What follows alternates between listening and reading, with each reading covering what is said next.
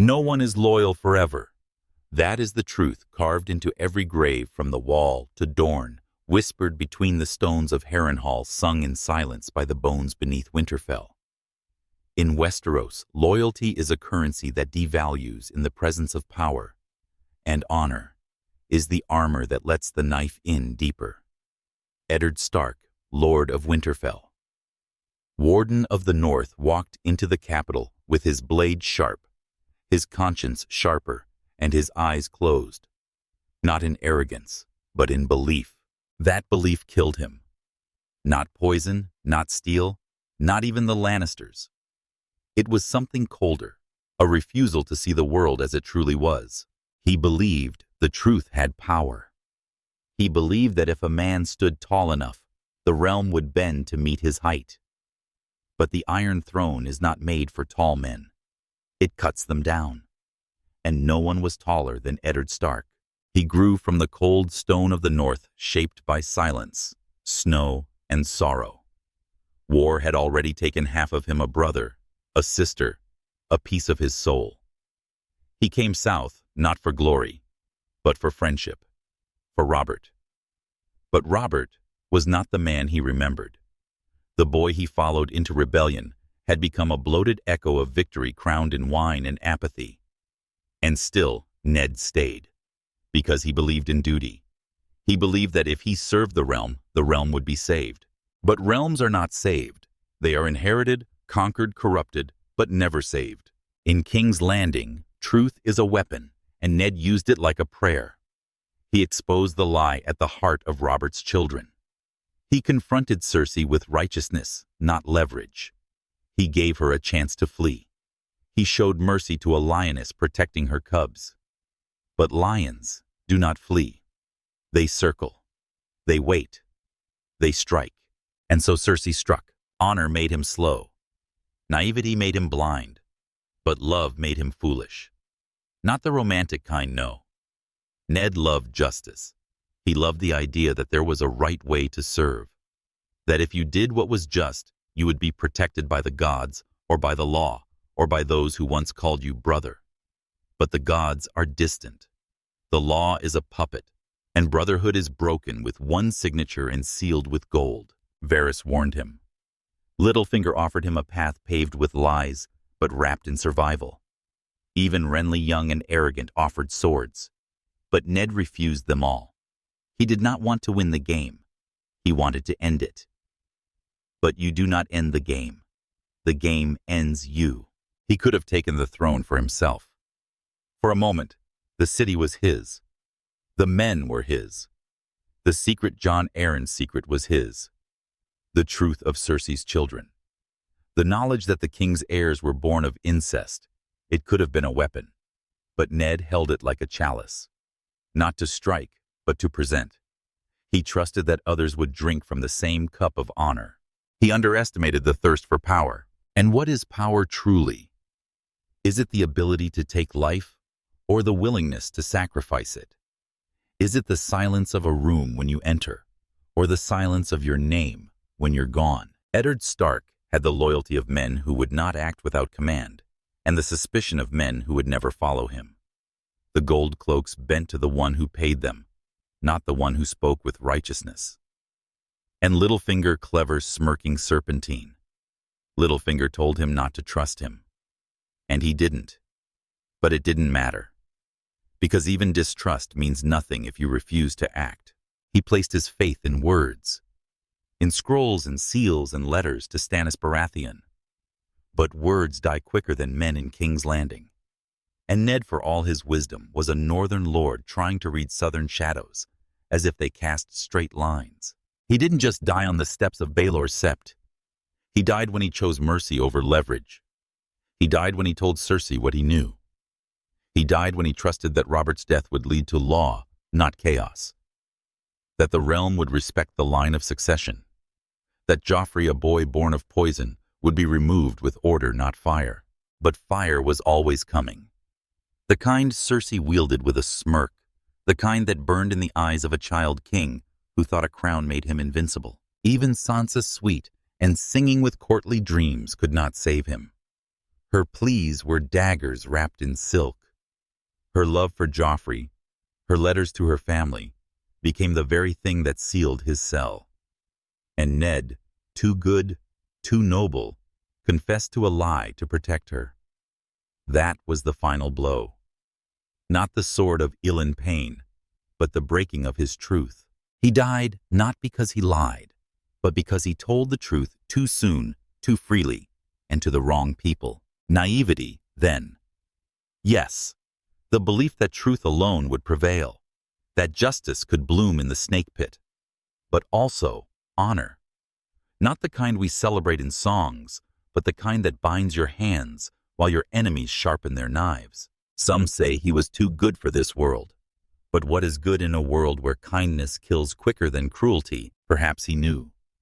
Perhaps in his last moments, head bowed before the crowd, he understood. That honor, like the gods, demands sacrifice and takes it whether you offer it or not. But his death was not just his own. It broke the realm. It split the Starks. It poured gasoline on war. Every sword drawn afterward in the Riverlands in the north in Blackwater Bay traced its hilt back to his execution. He was the match. And once it was struck, no wind could put it out. And yet there is something noble in how he died. Not because he was right, but because he chose not to become what he hated. He chose to protect his daughters with his life, not with blood.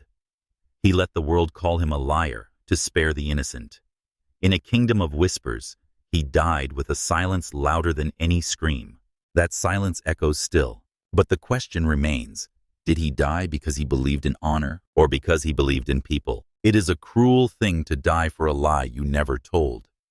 But it is cruelty, not justice, that moves the wheels of power in Westeros. Eddard Stark's head fell in silence, but its echo was thunder splitting the kingdom at its seams. His death did not bring peace. It poured blood into the roots of every house, with a claim, a wound, or a grievance. The war that followed was not one of strategy, but vengeance, raw, blind, and ruinous. Ned Stark believed that honor could guide a realm, that if one man held the line, others would follow. But no one followed. Not truly. Not even his family. And Robb Stark, his son, rose in grief, not wisdom. The young wolf was not raised to rule. He was raised to obey. Yet when the father fell, the son was forced to wear a crown forged in mourning and sharpened by rage. He marched south, not as a king, but as a son demanding justice from a world that mocked the very word. But justice, like loyalty, is not real unless it serves power. Robb fought valiantly. He won every battle and lost the war. Why? Because war is not won by swords alone. It is won by betrayal, timing, and the illusion of permanence. Robb broke a promise to House Frey, thinking love was worth the price. He traded strategy for heart. And for that, he too fell to the same flaw that killed his father, the belief that decency can survive in a den of wolves. But not all wolves are hunted. Some are caged. Sansa Stark remained in the lion's den. Her songs turned to screams. The girl who once dreamed of golden-haired princes became the pawn in a game too cruel for her to name. Cersei saw it. She saw her as Ned's weakness. And so she kept her, molded her, broke her, until the girl forgot what safety felt like.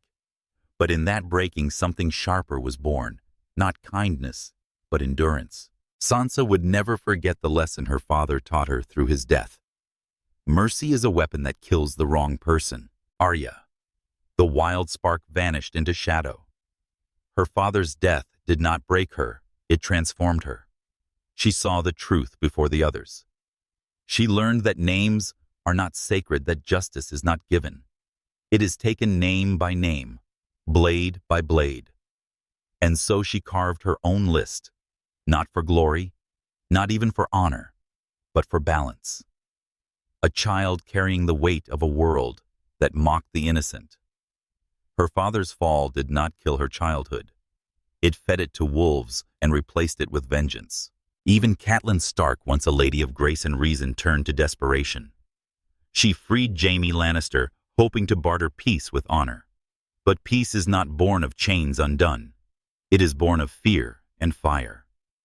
And Catelyn, like her husband, thought the realm would see reason, if only she gave it a chance. But no one listens to reason. They listen to power. And power after Ned's death belonged to the Lannisters. Cersei, widow to a king she never loved, now ruled through her son, a boy molded by cruelty, emboldened by applause, and crowned with poison. Joffrey's reign was a tantrum made manifest. He cut heads to feel taller. He crushed mercy to hear the crowd cheer. But he was not a king. He was a warning. A child born of incest, surrounded by flatterers and leeches, with a blade but no soul. And still the realm bowed, because crowns blind better than fire.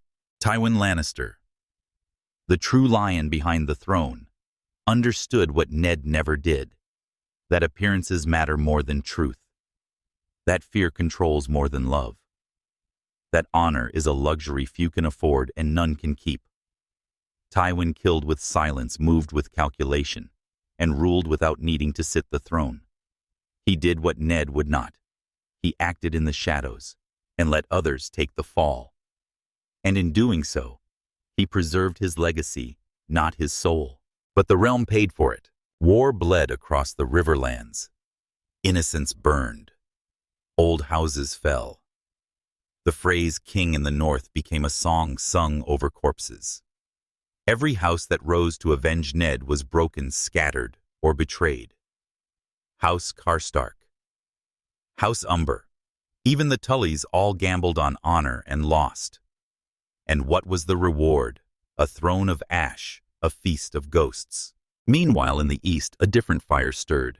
Daenerys Targaryen, far from the blood and cold of Westeros, lit cities ablaze in the name of freedom. But freedom, too, is a blade. Her cause was just to end slavery, to shatter chains. But her methods were rooted in fire, not understanding. She wanted to break the wheel, but she did not see that every conqueror says the same before forging a new one. Her father had promised fire and blood. She offered the same, only with better words. Would Ned Stark have followed her? Could he have seen her rise and called it justice? Or would he have seen the fire beneath the crown? The same fire that melted kings and twisted good men into tyrants. Jon Snow might have wondered the same. Jon, the bastard of Winterfell, raised in shadow, burned by truth. He watched his father die without understanding the game. And yet he walked the same path. Duty became his armor. Sacrifice became his creed. But he too would learn that the dead do not rest just because you bury them with honor. They rise in the cold in the form of truth, of consequence, of bloodlines hidden and truths long buried. Jon fought for the living. He gave his life to save others. And when he returned cold, hollow, reborn, he did not find gratitude. He found politics, just as Ned had. The tragedy is not that Eddard Stark died. It is that his death did not teach the realm what it should have. Instead of rejecting the system that killed him, it clung harder to its rot. Instead of learning that honor needs teeth, the realm sharpened its lies. So was it naivety that killed him? Certainly. But naivety in what? Not in men, perhaps. Ned distrusted many Littlefinger Varys Pycelle. He knew the court was venom dressed in silk.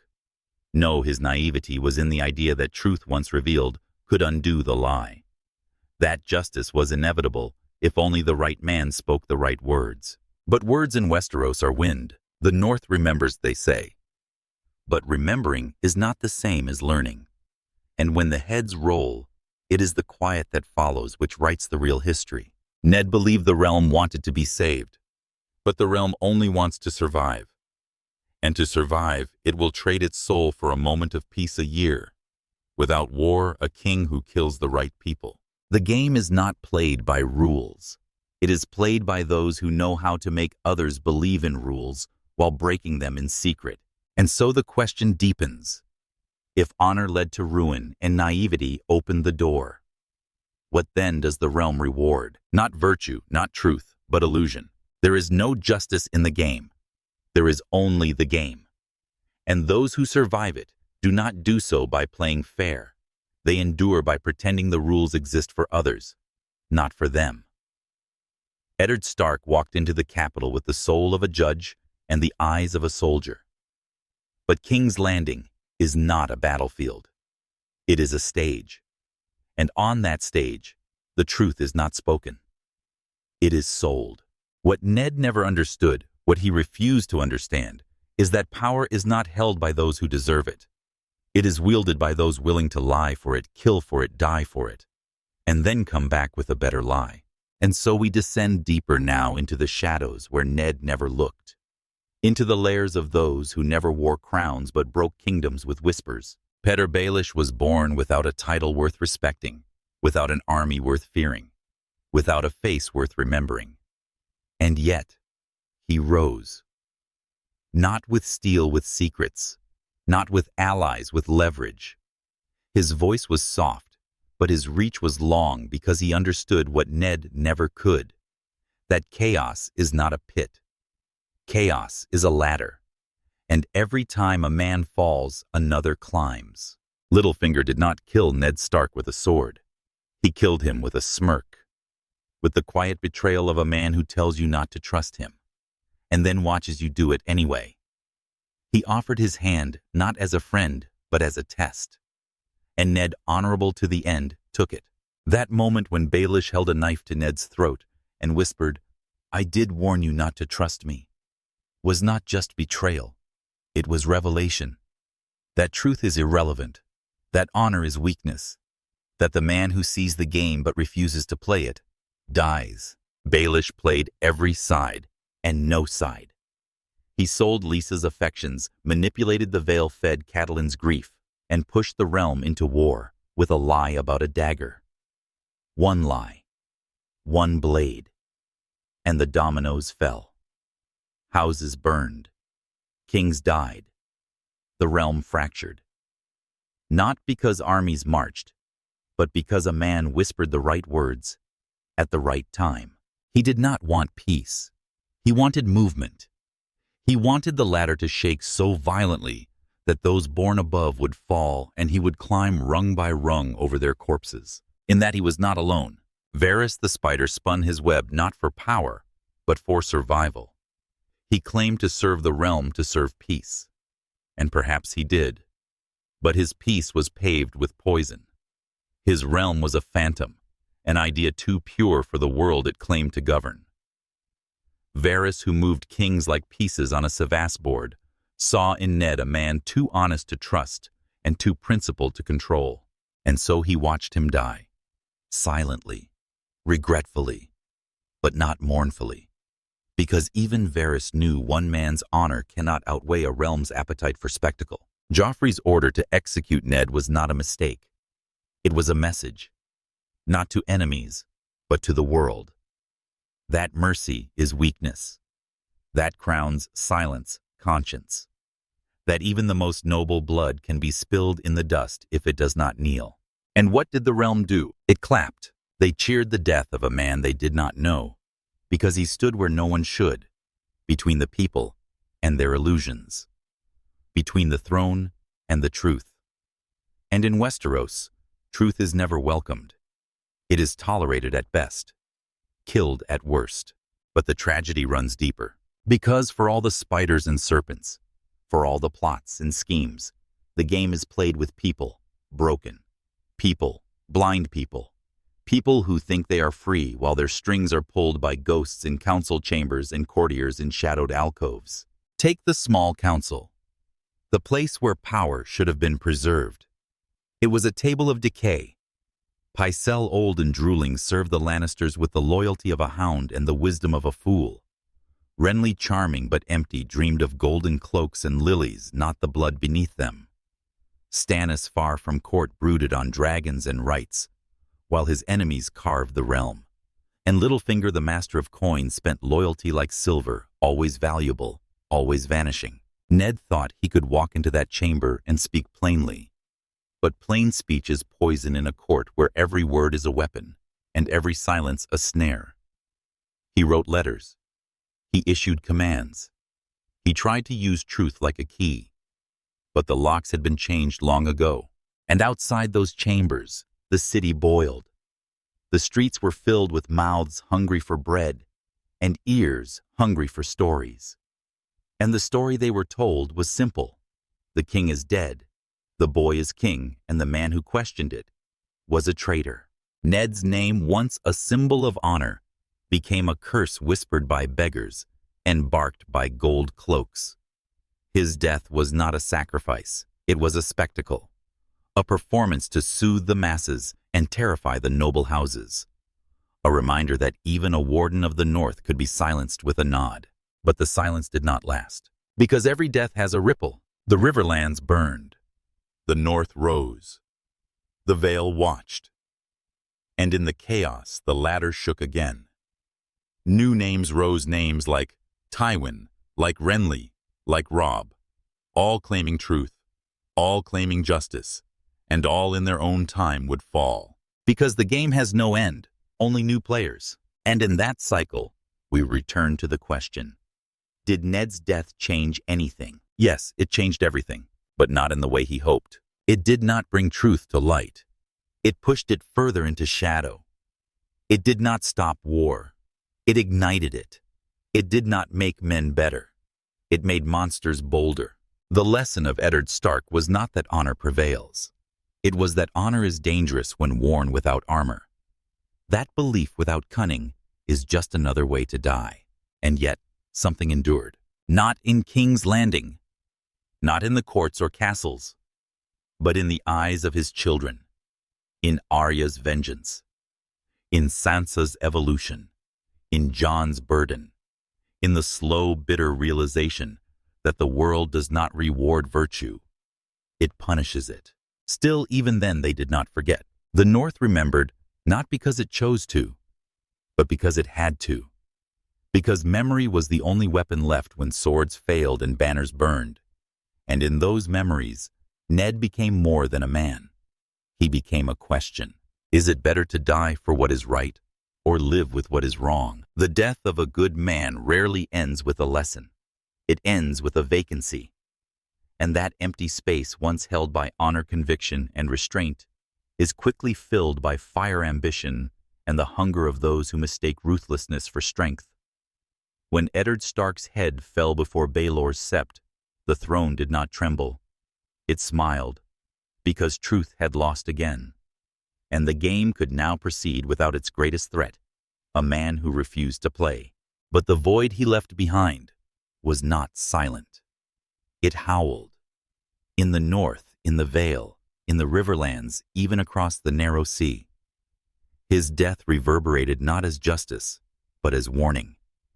That even the most upright man, the one who did everything by the book, who stood with clean hands in a city that worships blood, even he could be butchered, betrayed, forgotten. And so the realm began to rot faster. The War of the Five Kings was never about 5 kings. It was about 5 delusions. 5 attempts to reshape the chaos into something resembling order, to crown ambition and call it destiny. Stannis Baratheon believed in law.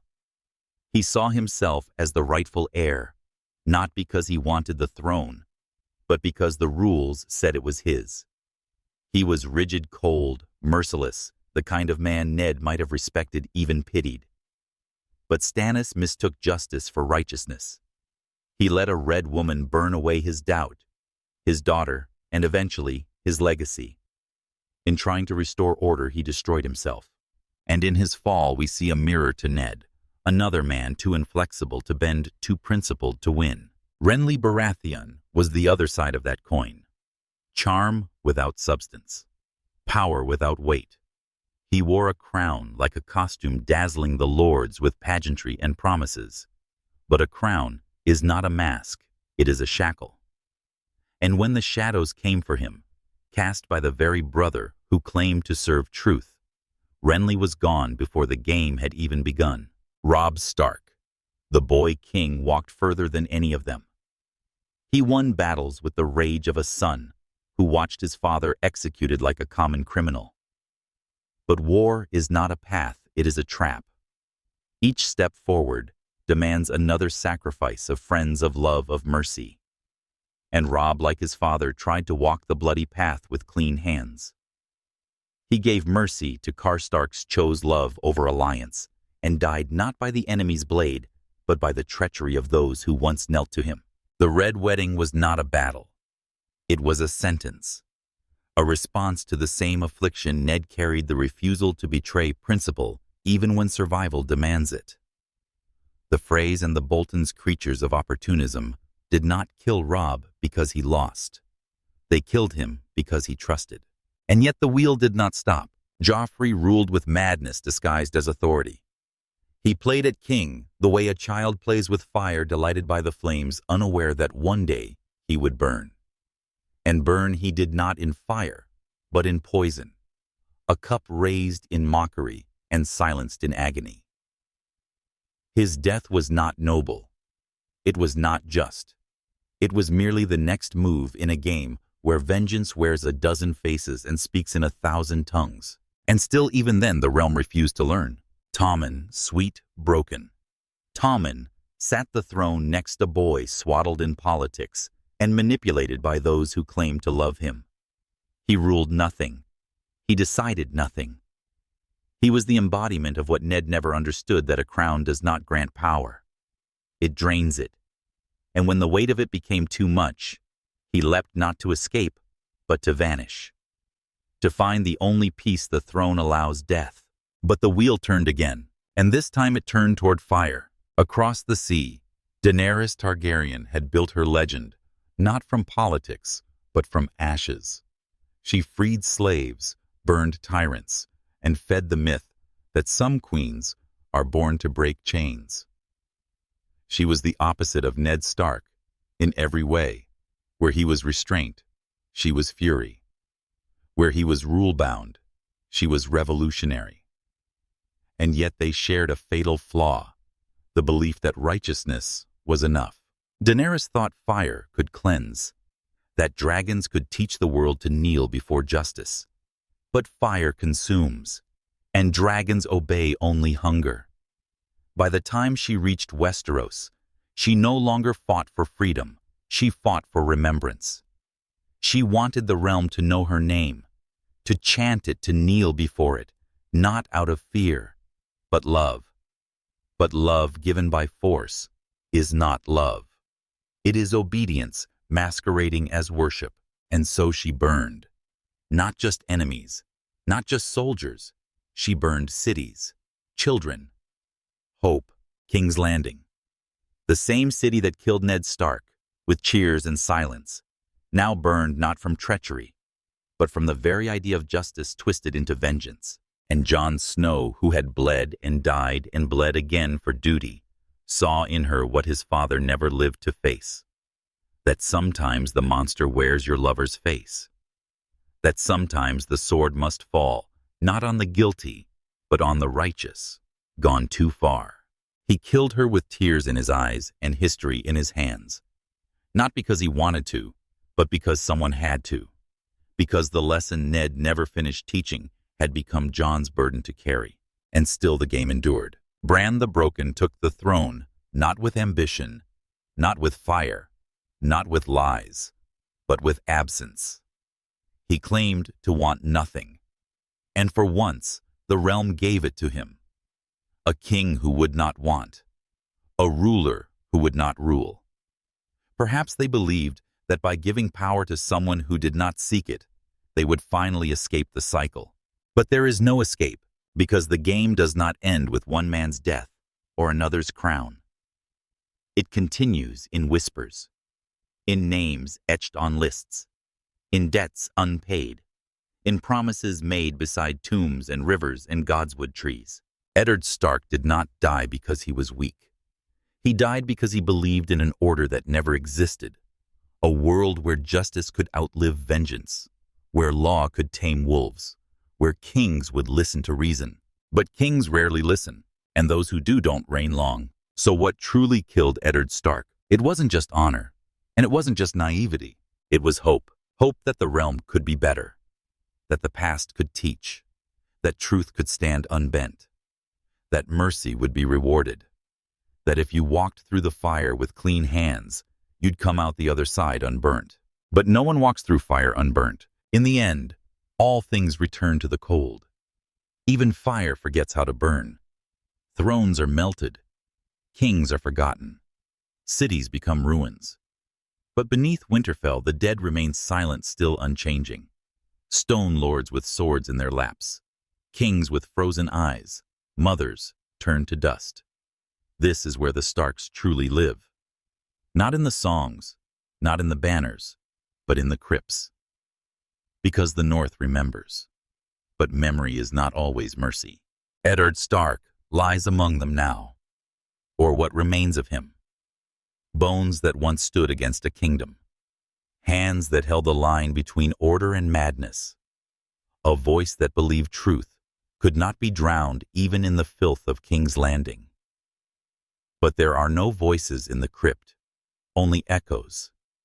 And the echo of Eddard Stark is not honor. It is warning. He was not the last good man, but he was the last to believe goodness alone was enough. His children scattered to the winds did not carry his ideals. They carried his scars. Arya learned not to wait for justice, but to become it. Faceless, remorseless, exacting. Her list was not a prayer. It was a sentence. And each name she crossed off was a part of herself left behind. She became the answer to a world that killed her father, cold, silent, and always watching. Sansa learned that survival is not promised to the kind, that queens are not born. They are forged in chambers of cruelty under crowns of ash. She became what the South never expected, a northern woman, who would not bow, who would not break, and who learned to wield courtesy like a blade. Her father taught her honor. The Lannisters taught her fear, and she turned them both into strategy. Bran, the boy who fell, never stood again. But he rose in another way into something older, colder, stranger. He became the memory of the world. Not the ruler it wanted, but the record it deserved. The realm placed a crown upon a boy who was no longer a boy, upon a soul that had stopped seeking, upon a face that no longer wept. Perhaps they believed that in his stillness there would be peace. But peace is not the same as healing. And Jon Snow, the last to carry his father's burden, the one who knew love, death, betrayal, and duty in equal measure. Jon, who was never truly a Stark, never truly a Targaryen, never truly a king. He loved the wrong woman, killed her, died for the right reasons, was resurrected for the wrong war. And when it was over, they sent him back to the snow like a ghost of all their mistakes. What is left of Eddard Stark in Jon Snow? Perhaps only the weight. The crushing knowledge that doing what is right will not save you, but it must be done anyway. That loyalty to a realm that does not love you is not weakness. It is clarity. That the sword always falls, and someone must be the one to swing it. And so we ask, why do we still remember him? Why does a man who died in the first act still cast a shadow over the final scene? Because he was not a hero. He was not perfect. He was not wise in the ways that survive. But he was true. True in a world built on lies. Steady in a realm built on shifting allegiances. Unwilling to trade his soul for a seat. And that has a power even fire cannot burn. Not the power to win, but the power to endure. Ned Stark did not change the game, but he revealed it. He showed us what happens when a good man stands where the gods have no mercy.